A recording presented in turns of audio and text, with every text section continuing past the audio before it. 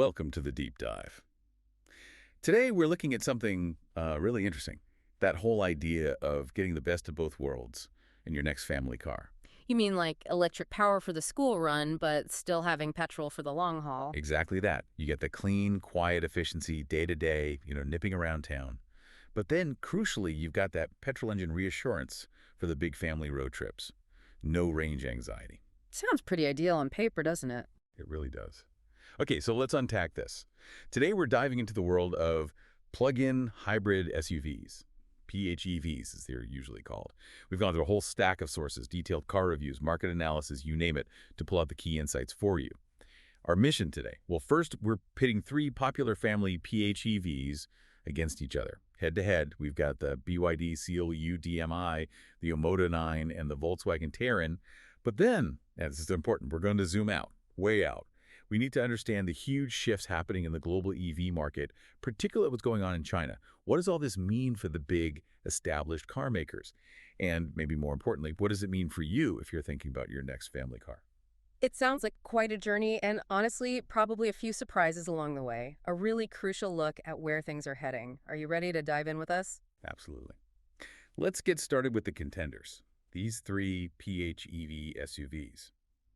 First up, from China, we have the BYD CLU DMI. Now, BYD, they're an incredibly affordable brand that's, well, really making waves globally right now. Their DMI system is pretty unique. It mostly uses the petrol engine like a generator, you see, to charge the battery. It only directly drives the wheels sometimes, like under heavy load. So it behaves more like an electric car more of the time, even when the engine's running. Exactly. That generator-first approach gives you that smoother, quieter electric feel for longer stretches. It's a key difference, really. Then there's another Chinese challenger, the Omoda 9. This was getting attention for its pretty impressive electric range. And finally, the German contender, the Volkswagen Terran, the established player, known for quality, comfort, solid engineering. Just quickly, for anyone new to this, a PHEV combines a battery and electric motor great for short, zero-emission trips, like the school run or pop into the shops. But it also has a petrol engine that kicks in for longer drives. So no worries of running out of charge on a long journey. Okay, so we have two ambitious newcomers from China looking to disrupt things, and then the German heavyweight, the familiar name.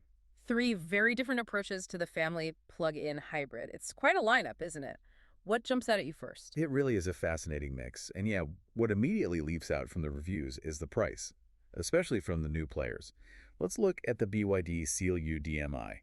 It starts from just $33,205. Wow. Yeah. Reviewers are literally calling it Britain's best value new car. And it's not like it's basic spec either. It comes, quote, fully loaded. Standard kit includes things like a panoramic sunroof, heated and cooled seats, even a head-up display, all standard. Heated and cooled seats as standard on the base model. Yep. Now, compare that to the Volkswagen Terran. This starts quite a bit higher, $43,905. It's definitely positioned as premium.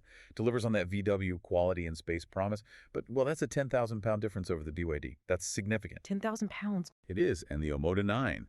It's actually priced slightly higher again, 44,990 pounds. So top end of this group, it has impressive standard kit too, apparently, but that price makes it feel quite expensive in this company. A 10,000-pound price gap. I mean, that buys a lot of family holidays, doesn't it? Or maybe just a very fancy set of alloy wheels. The BYD really seems to be shaking things up here. That kind of value proposition must be keeping competitors up at night, don't you think? How do they even do that? That's a really good question, and it touches on their whole manufacturing approach, which maybe we can circle back to. But yeah, value-wise, the BYD is making a statement. Okay, moving on from price, though it's hard to ignore it. Well, let's get into the technical stuff. The battery range performance, the real power play. And here, the Omoda 9 really stands out. Our sources call it the range champion. It packs a big battery, 34 kilowatt hours. That gives it a claimed 93 miles of electric-only range. 93 miles, just on electric. That's what they claim, yeah. Class leading for a PHEV. And combined with this petrol engine, the total range is apparently over 700 miles. It's also the most powerful here, 443 brake horsepower. Does 0 to 62 in just 4.9 seconds. Whoa, okay. That's quick for a family SUV. It is. And it has the fastest DC charging too, 80 kilowatts. Now, the Volkswagen Terran, it has a 19.7 kilowatt hour battery. Good for a very useful 75 miles electric range. Plenty for most daily driving, I'd say. Combined range claimed near 600 miles, though, or some reviews felt that might be a bit optimistic in the real world. Okay. DC charging is 40 kilowatts. Oh, and interestingly, his 1.5-liter petrol engine was noted as being surprisingly vocal when it kicks in. Ah, not quite as seamless then. Potentially not. Then there's the BYD Seal UDMI. It offers two battery sizes, 18.3 or a larger 26.6 kilowatt-hour option. The bigger one gives you 78 miles EV range, so right up there with the Terran. And remember that DMI system we mentioned. It's very efficient. Combined range is 706 miles, basically neck and neck with the Omoda. The downside, slowest DC charging. Just 18 kilowatts? Only 18 kilowatts. Only. Yeah, but for a PHEV, most people charge at home overnight anyway, right? So maybe not a deal breaker for everyone. That's true. Okay, this is where it gets really interesting, though. 93 miles electric on the Omoda. That is a huge number for a plug-in hybrid. For you listening now, how important is that maximum pure EV range versus the total combined range? I mean, you've still got the petrol engine backup. Does that massive EV range actually change the game, or is it maybe a bit overkill compared to, say, the BYD's overall efficiency? It's a real balancing act. It absolutely is. And that balance might also depend on how these cars actually feel on the road. So let's talk driving dynamics, ride comfort, handling, the comfort zone. Here, the sources are pretty clear. The Volkswagen Terran is the most sophisticated drive. It got praise for a really comfortable ride, helped by adaptive dampers, apparently. Yep. Plus nicely reactive steering and composed handling. Yeah. It just feels, well, engineered, refined. Classic VW, then. Solid and reassuring. Pretty much, yes. Now, the BYD Seal UDMI, it's described as comfortable enough, but it just doesn't have that same level of polish as the Terran. The ride was called a mixed bag. Sometimes a bit floaty, other times a bit firm over bumps and potholes. And the steering, a bit lifeless was the word used. Not as engaging as the VW. Okay, so competent but not exactly thrilling. Right. Now, the Omoda 9, this is where things kind of fall apart according to the reviews. Ride quality was described as poor, busily fidgeting and bumping over surfaces. Doesn't sound very relaxing. Ouch. Fidgeting and bumping. Not ideal for a family trip. Not really. And the brakes were called grabby and hard to modulate smoothly. That's quite a fundamental issue. Yeah, jerky brakes are never fun. Yeah. So if you value a smooth, composed cruise, the VW sounds like the clear winner here. Nobody wants a messy ride, especially with kids in the back. Makes you think, though, what are you willing to compromise on? Would you sacrifice some ride refinement for, say, that huge EV range or the BYD's price? It's always about trade-offs, isn't it? Okay, let's move inside the car. Interior space, practicality, family first, right? A family SUV needs to work for family life. And in this area, the Volkswagen Terran is hailed as the undisputed king of space. It offers loads of rear legroom, apparently, and a simply massive 705-liter boot. 700 liters. Wow, it's huge. It is. Easily the most practical for families who regularly pack the car to the brim. The interior itself is described as typical VW. Meaning? Well-built, solid, easy to use. Maybe not the most exciting design, but functional and high quality. The BYD Seal UDMI also does well here. It impresses with a spacious cabin. And reviewers noted the wide-opening rear doors. That's actually a really useful detail. Makes getting kids in and out so much easier. Exactly. And the interior itself feels, well, surprisingly upmarket for the price. Nice materials, good design, but there's a trade-off. Boot space is smaller. 425 liters. Quite a bit less than the Terran. Considerably less, yeah. More passenger focus, less cargo focus, perhaps. The Omoda 9. It has an attractive, high-quality feeling interior, too, and its boot is pretty big, 660 liters. So much closer to the Terran in that respect. Okay, so good space there. Any drawbacks? Yes, a couple were mentioned. An oddly high-set driving position was one comment. Yeah. And also poor rear visibility, which, isn't great for maneuvering a family car around town or in tight parking spots. Ah, the battle of the boot space. It's amazing how fast even a big car shrinks when you're trying to pack for a week away with the family, isn't it? So what does this mean for you? If you're constantly hauling pushchairs, sports gear, maybe the dog, that Terran space is hard to beat. But maybe for city driving, the BYD's easier access, a nice cabin, even with a smaller boot, could be the better fit. Depends on your life, really. Absolutely. Okay. Next up, technology and infotainment. The modern must-have. Screens, connectivity, user interface. It's a huge part of the experience now. And the BYD Seal UDMI really scores highly here. The big talking point is its fantastic 15.6-inch rotating touchscreen. Rotating, like portrait and landscape. Exactly. Bit of a party trick, maybe. But reviewers said the system itself is really good. Intuitive. Supports wireless Apple CarPlay and Android Auto. Plus, standard tech is excellent. Head-up display, 10-speaker Infinity audio system. All standard, even on the base model. All standard. Every model gets the same high level of kit. No need to tick expensive option boxes for the good tech. That's a massive plus for value. The Volkswagen Terran. It has an improved VW infotainment system, large screen, and crucially, the welcome return of physical steering wheel buttons. People definitely prefer actual buttons sometimes. They do, easier to use without looking. It also has voice control with ChatGPT integration, which is a nice modern touch, but some touchscreen buttons for other controls are still described as fiddly, so not perfect, but improved. Yeah. And the Emoda 9, well, on paper it has an impressive kit list, loads of features, but the usability reviewer said it was just plain poor. Oh, dear. How so? Frustrations included things like difficulty getting back to the car's own menus once you're using Apple CarPlay, and the driver assistance systems were apparently infuriatingly intrusive.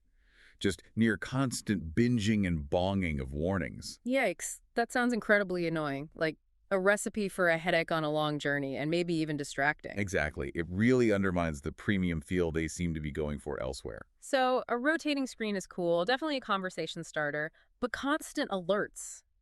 How much does that seamless, non-annoying tech experience matter to you when you're driving? Is a flashy feature worth putting up with constant interruptions? It's a very personal calculation, isn't it? Okay, so let's bring it all together. We've looked at price, range, driving feel, practicality, tech. The Volkswagen Terran. Great space, refined drive, but comes with that hefty premium price. The Emoda 9. Incredible electric range, powerful, but let down significantly by poor ride quality and frustrating tech. Plus it's expensive. Which leaves the BYD Seal U DMI. And based on our sources, it's the clear standout here. It just, well, demolishes its rivals on price, while still delivering a spacious, high-quality cabin packed with user-friendly tech. And that efficient DMI hybrid system is genuinely clever. For just over £33,000, you get a family SUV that does almost everything really well. The competition just can't match that overall package right now. It really feels like it sets a new benchmark for plug-in hybrid family SUVs. So the BYD Seal U DMI takes the win in our comparison today. But as you hinted earlier, this story is much bigger than just these three cars, isn't it? This head-to-head is really just a small snapshot of a massive transformation happening globally, especially in China. It shows how fast the game can change. Absolutely. It's a really fascinating dynamic situation. We're seeing this incredibly rapid switch to EVs in China, and it's having a huge impact, particularly on the established traditional car makers. Brands like Volkswagen, Toyota, Nissan, Hyundai, they're all looking at potentially their worst sales figures in China in years. Wow. Worst in years. Why the sudden drop? It's primarily down to that rapid shift away from traditional petrol and diesel cars.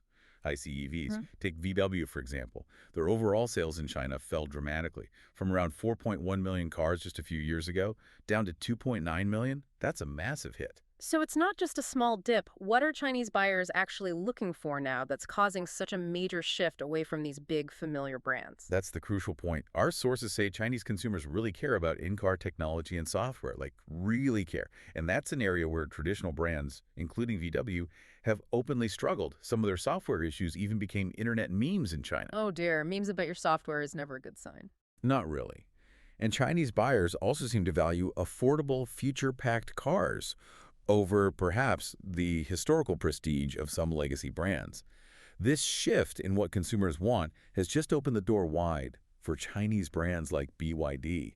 They're dominating the EV market there now, sometimes even outselling Tesla locally. That's incredible, a complete reordering of the market. So beyond just what buyers want and the new tech from local players, what else is driving this EV boom in China? It's been a combination of factors, a real perfect storm. Government policy has been huge, heavy subsidies for EV manufacturers, a massive push to build charging infrastructure quickly, and unique incentives for buyers, like those special green license plates. The ones that bypass lotteries and restrictions. Exactly. They make EVs incredibly attractive, especially in big cities where getting regular plates can be difficult and expensive, and driving restrictions apply. Then there are the environmental benefits people are noticing: clearer skies, less noise pollution in cities, and of course, the much lower running costs for consumers are a big draw. Cheaper to run, easier to buy and use in cities, better for the air, quite compelling. And strategically, the Chinese auto industry saw this whole EV transition as a massive opportunity, a chance to leapfrog the West and become world leaders rather than constantly playing catch-up on traditional engine technology. Wow. What's fascinating here is how quickly an entire huge market can pivot when all those factors align: government push, consumer pull, and industry ambition. It really is like a wild west for innovation over there. If you're finding these insights into the global car market as electrifying as we are, do hit that like button and subscribe to the deep dive. It helps us keep bringing you this kind of analysis. So faced with this incredible surge from local brands like BYD, what are the established players like Volkswagen doing? Are they just accepting defeat? No, not at all. They're fighting back hard. They've implemented what they're calling a China for China local development and procurement plan. China for China. So Okay. designing and building cars specifically for that market, not just adapting global models. Precisely. It's a much deeper level of localization than before. A key part of this is significantly expanding their R&D center in Hefei, the Volkswagen China Technology Company, or VCTC. That's already their biggest development hub outside Germany. And this VCTC, Hmm. what's its specific mission in this China for China strategy, more than just engineers in a building, presumably? Well, absolutely. VCTC is tasked with driving local innovation and drastically speeding things up. The goal is to cut the time it takes to develop new vehicles and components by 30% 30% faster. How? through more efficient processes and new tech. For instance, they have something called an E4 poster system. It's a rig that can simulate an entire vehicle's life cycle of stress and endurance testing on the battery and chassis in just 1 month, instead of the 3 months it used to take doing it on test tracks. Oh, so compressing testing time dramatically. It's exactly. High loads, active battery testing, it replicates real-world use much faster. They're also heavily using virtual reality in the design validation phase. They can quickly tweak ergonomics, controls, bodywork in VR, saving loads of time and money compared to building physical prototypes for every little change.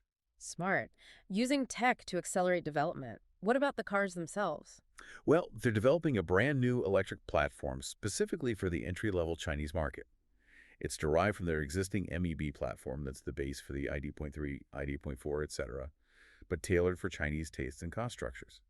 And they're aiming to develop cars on this new platform in just 36 months. That's about a third quicker than their usual time frame. Very ambitious. And they're not doing it all alone. They're forging key partnerships with local Chinese companies. They've got a deal with XPeng, another big Chinese EV player, to jointly develop 2 new electric cars. And they're partnering with JC Group to build a new plant, specifically for making high-voltage battery systems in China. Okay, so this raises a really important question, doesn't it? We're seeing this incredible pace of change, innovation coming from everywhere, established giants like VW adapting aggressively with localized strategies. It really makes you wonder, will all this hyper competition, this intense focus on specific markets like China, ultimately lead to better, maybe more affordable cars for everyone all around the world? Or will it lead to more regional divergence? That's the big question. So let's recap. We've seen today how plug-in hybrids like the ones we compared offer this really compelling mix of electric and petrol. We saw the BYD CLU DMI emerge as a benchmark for value, challenging established players. And we've dived into how the whole global car market is being fundamentally reshaped, particularly by the EV revolution in China. It's forcing everyone, new players and old guard alike, to innovate and adapt faster than ever. Which leads us to a final thought to leave you with. As these big automakers double down on local for local strategies, tailoring cars and tech for specific regions like China, will we end up with a future where cars are fundamentally different depending on where you buy them, truly custom built for regional tastes? Or will the market eventually consolidate again, perhaps around a few dominant global EV platforms, leading us back to a more universal world car? What do you think is the next big disruption? Let us know your thoughts. And please don't forget to like this deep dive and subscribe for more insights that aim to cut through the noise. Thank you for joining us on the deep dive today. We look forward to sharing more fascinating discoveries with you next time.